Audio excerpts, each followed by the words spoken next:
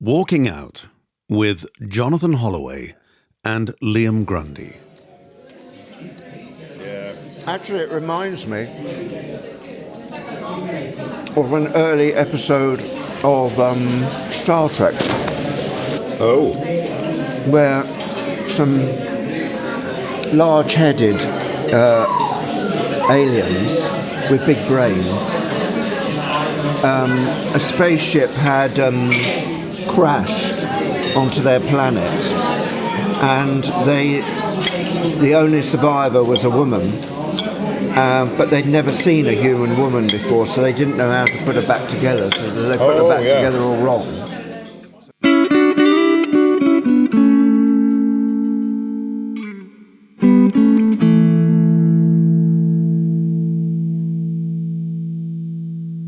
So she was all scary. Oh, yeah, I remember and that. Purple. Yeah, I remember her. And Still quite good looking though. they did mind games on Captain Kirk so that he couldn't see what she was really like. And they put Captain Kirk and her in a cell together to mate. I remember that. But I think she was still quite good looking, wasn't she? Even though she had bits missing. Yeah. Well, to a 12-year-old boy, anyway. I don't think I dreamt this. I think this is true.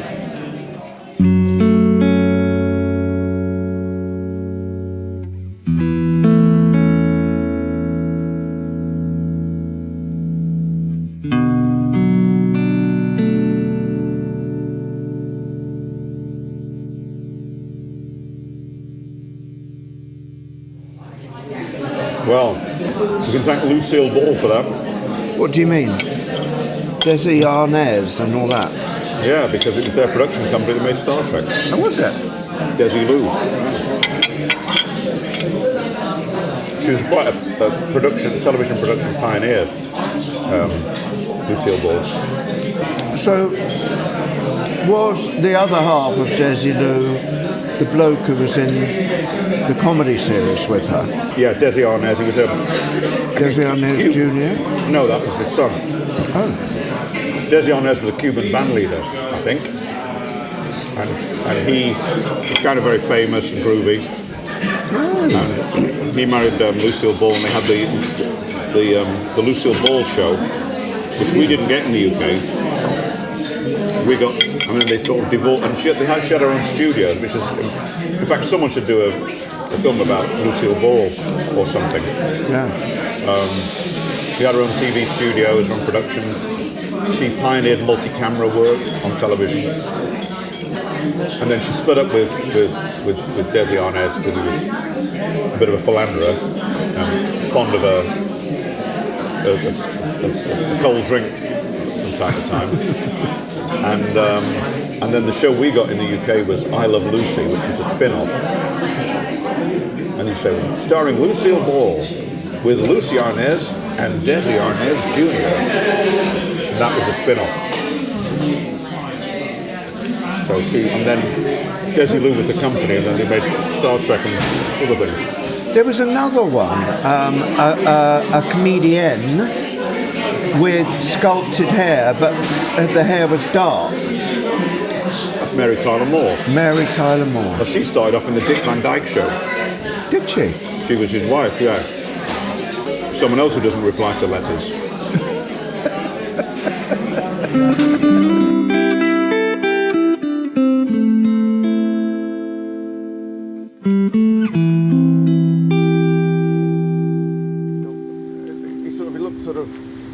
He looked more milk tray.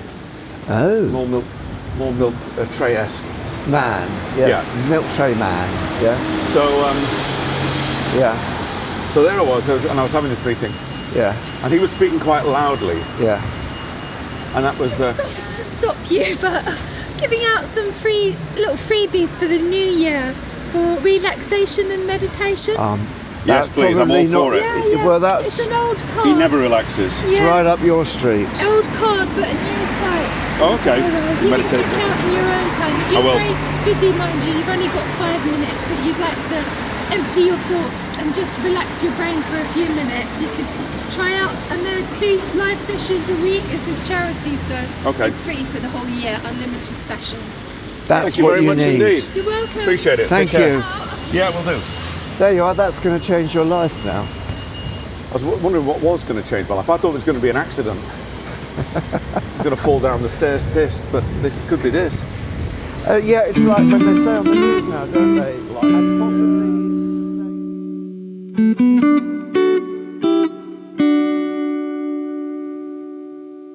It's like that thing about the headhunters in Borneo. You know, he's met some of those headhunters. Fascinating people. You know, he's writing home to his wife. Oh, I know exactly what Yeah. you're going to say now. Yes, I Some know. of the natives can shrink a human head down to the size of an orange. Yes. P.S. Please send bowler hat size 1.5. Yes, I knew that. I knew. Now, we You must can have see- been watching or listening to the same thing. Ooh, what's that? That little tent. in there. What are people doing? What do people do, eh? Funny little tent in your front room. Maybe it's a tent for a mouse. That's true. Could be. It could be that there is a pet mouse lives there. Yeah. And maybe the pet mouse is kept by a married man who arrives there in the afternoons to spend time with the mouse without letting on to his family. Ooh. And the mouse has a little wardrobe full of He was having an affair with different a mouse. outfits. Different mouse outfits.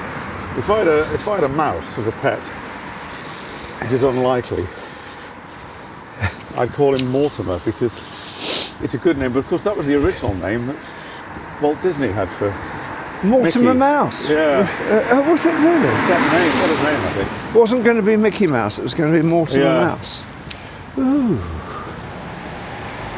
I tell you what, the whole Disney thing really flummoxes me. That's a good word, flummox. I haven't used that for a long time. It really flummoxes me because people go to Disneyland, right? And there are people who regard themselves as performers, but you can't actually imagine that anybody who really wanted to be a performer would really dress up as a mouse. But anyway, No. and Mickey Mouse is, you know, they have a parade at a certain time Yeah. each day, don't they? And all the people who are there stand and cheer. And you've got somebody dressed up as a mouse. And it's very obviously not a mouse. It's very obviously somebody dressed up as a mouse. And they're making like they are Mickey Mouse to these children who presumably are told, oh look, there's Mickey Mouse. And it just feels completely false to me. And I can't understand why. It requires that everybody in that situation is lying, isn't it? Doesn't it? Yeah. I mean, They're lying. but what did Mickey Mouse ever do? He's never done anything, has he? He's not funny. No, not funny. He's not like Daffy Duck No. or Bugs Bunny or... Who has a speech impediment that we all laugh at? Well, I don't know if you're allowed to do Daffy Duck anymore. that's because he's got a beak, though, isn't he? If you had a massive beak on the front of your face, I suppose so, yeah. you'd struggle. Yeah. But I just think, well, Mickey Mouse, I never got it. I just thought, No. he's not funny. It's not funny, he's not entertaining. He's just dreary. He's just He's a dreary mouse. a dreary mouse who is constantly a victim of circumstance. But goofy as well. I mean, It's rubbish, isn't it? the whole thing is rubbish. Yeah. And I can't, for the life of me, imagine how the world has swallowed Mickey Mouse and Goofy You know, for all these years. I always thought Donald Duck could have done himself a favour and got rid of Goofy and Mickey and just gone solo. Yep. Because he's the only one that's really got anything going for him. Yep. He's humorous and he gets into lots of scrapes, doesn't he? Yeah.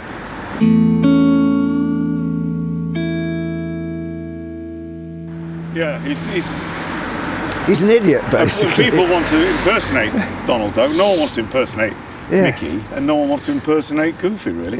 Yeah. No, Donald Duck has character. Yeah. Yeah, it's true. I'd be happy if he had trousers on.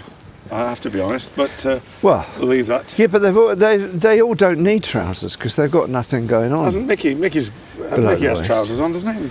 I think suppose he Goofy does. Does Goofy have trousers? Well, I don't know.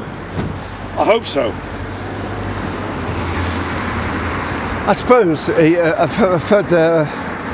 the moral majority, they probably do have to have trousers. Don't Yeah, well, no bad thing.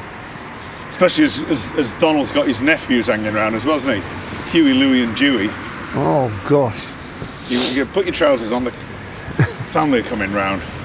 You weirdo.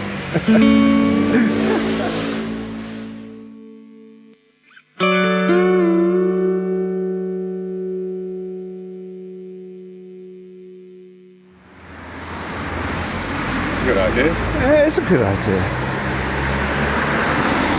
I could do with one of those for my dog. A lanyard around my waist. He'd be completely foxed by that and would keep bumping into me, I know. Cool, that's a bit of a challenge. To get the car out, you've got to do it on a bend. Whew. The Carpenters started off at Disneyland. Did they? Yeah. Did So they really? did Steve Martin. Did he? What was he doing? Magic. Magic? What, up, like close-up magic? Yeah, kind of, that sort of magic. Yeah.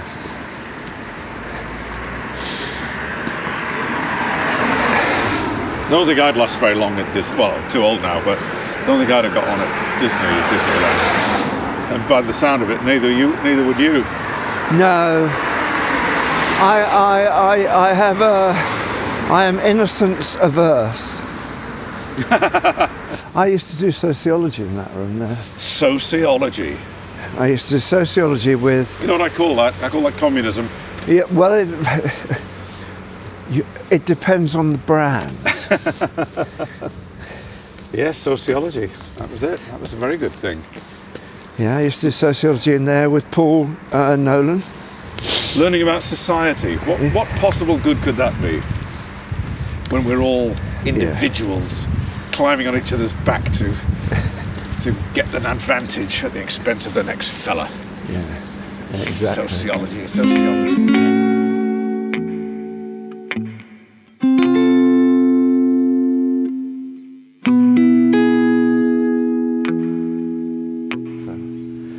But it's absolutely true. It's absolutely true. My entire life, I've tried to be pleasant to people. I've tried to do the right thing. I've tried to be kind of conscientious. But you don't forgive, do you? Well, no, I don't forgive. That's true. I harbour grudges. Yeah. What made you say that? Because you do. Yeah, no, I do. Yeah, it's true.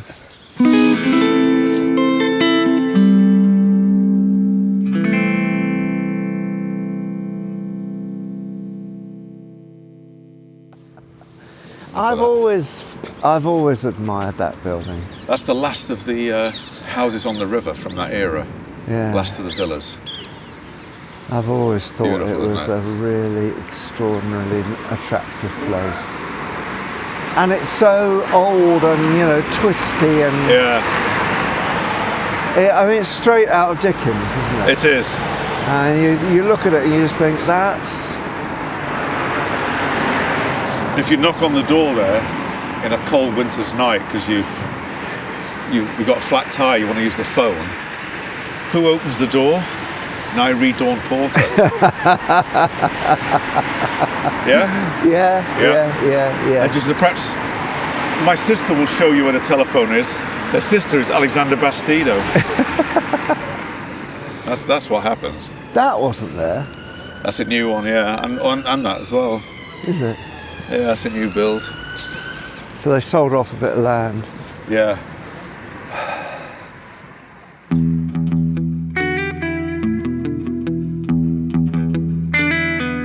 Walking Out with Jonathan Holloway and Liam Grundy. With music by Liam Grundy.